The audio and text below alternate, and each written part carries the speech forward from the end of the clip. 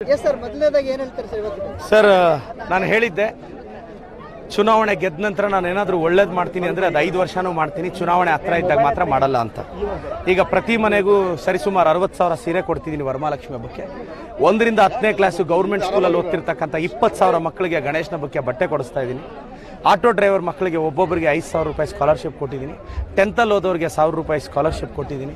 Degree ಮಕ್ಕಳಿಗೆ 1,000 scholarship ಕೊಟ್ಟಿದ್ದೀನಿ.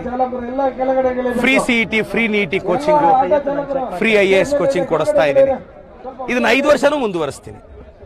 Sir ಇವತ್ತು ಸ್ವತಃ ನೀವು ಶಂಕರ್ನಾಗ್ ತರ ಆಟೋ ಓಡಿಸಿದ್ರಿ, ಆಟೋ ಚಾಲಕರಾದ್ರಿ, ಏನು ಸರ್? ನಾನು ಒಂದು ಕಾಲದಲ್ಲಿ APMCಯಲ್ಲಿ ಮೂಟೆ ಹೊತ್ತಿದ್ದೀನಿ.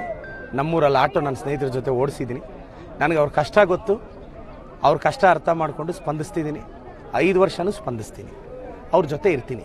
ರಾಜಕಾರಣ ರಾಜಕೀಯ ಅದು ಬೇರೆ ಸರ್. ನಮ್ಮಂಥವ್ರು ಕಷ್ಟದಿಂದ ಬಂದಿದ್ದೀವಿ, ಒಳ್ಳೇದು ಮಾಡಬೇಕು ಅಂತಿದೆ, ಅದು 5 ವರ್ಷನೂ ಮಾಡ್ತೀವಿ. ಸರ್ ಇವತ್ತು ಜಿದ್ದಾಜಿದ್ದಿನ ರಾಜಕಾರಣ ಚಿಕ್ಕಬಳ್ಳಾಪುರ ಆರಂಭ ಆಗಿದೆ ಅಂತ ಈಗ ಶುರುವಾಗಿದೆ, FIR ಆಗಿದೆ, ಏನು ನಡೀತಾ ಇದೆ?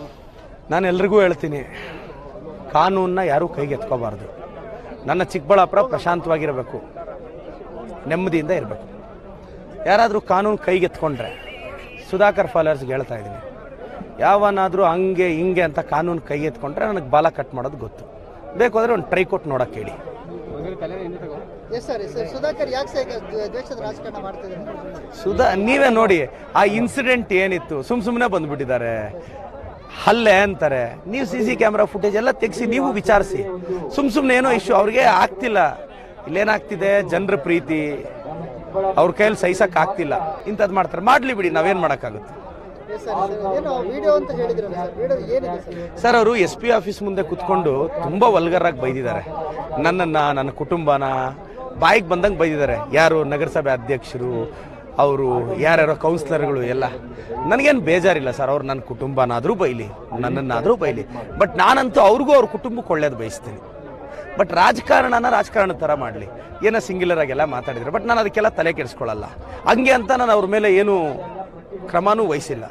ಒಳ್ಳೇದಾಗಲಿ.